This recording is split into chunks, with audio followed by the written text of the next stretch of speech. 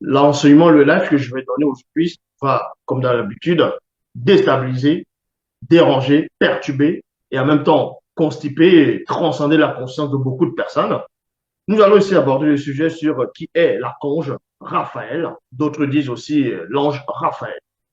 Quand vous lisez dans les Bibles classiques, vous savez qu'il y a plusieurs versions qui se contredisent entre elles. Mais néanmoins, dans ces versions classiques, que ce soit dans ce qu'ils vont appeler la Torah ou qu'on va appeler l'Ancien Testament, et ce qu'ils appellent le Nouveau Testament, ils parlent de beaucoup d'anges. Ils font allusion à beaucoup d'anges. Bon, à certains anges, et la plupart des chrétiens connaissent plus les anges comme l'archange Michel, ou l'archange Michel, Gabriel, et d'autres diront l'ange de l'Éternel. Mais à part ces anges-là, vous ne connaissez pas la plupart des anges. Et c'est peut-être dans quelques petites versions où il y a certains livres qu'on ne retrouve pas dans d'autres livres, comme dans les versions, comme on peut dire Tobit, ainsi de suite, dans des livres de Tobit, dans la Bible en français courant, ainsi de suite.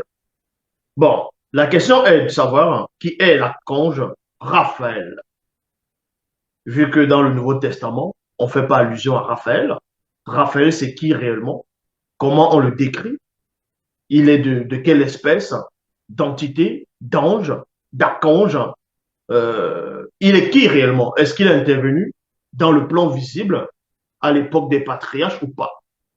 Pour cela, on va entrer dans le livre mystérieux, la face cachée de Bible, donc à la Jimsi, le code révélé de la Bible authentique. Vous pouvez le retrouver dans les éditions zorolassan.com. Plus de 1200 pages remplies de révélations qui vont transcender vos trois êtres. Donc, l'enseignement ne peut commencer sans toutefois vous révéler qu'il y aura plusieurs phases. Donc, la première phase ici consiste à parler de la première apparition de Raphaël, c'est-à-dire dans le visible. C'est donc qui, Raphaël, quel était réellement son véritable nom. Parce que ça, Raphaël, c'est un nom qui était traduit.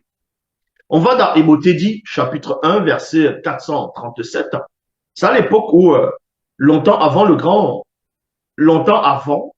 et non après, mais avant le grand cataclysme, la grande inondation, le déluge, le grand métissage, avant même que les démons n'arrivent dans le plan visible sur la terre, et même avant même que les anges déchus, donc les Bamololma Bungulane, ne viennent sur la terre, euh, s'accoupler, on va dire, avec les mammifères marins et d'autres espèces de l'animalité, et aussi quelques femmes noires de la lignée de Pongissé.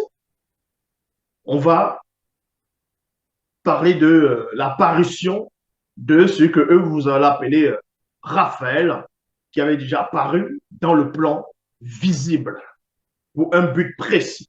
Dans Hémothédie chapitre 1, verset 4.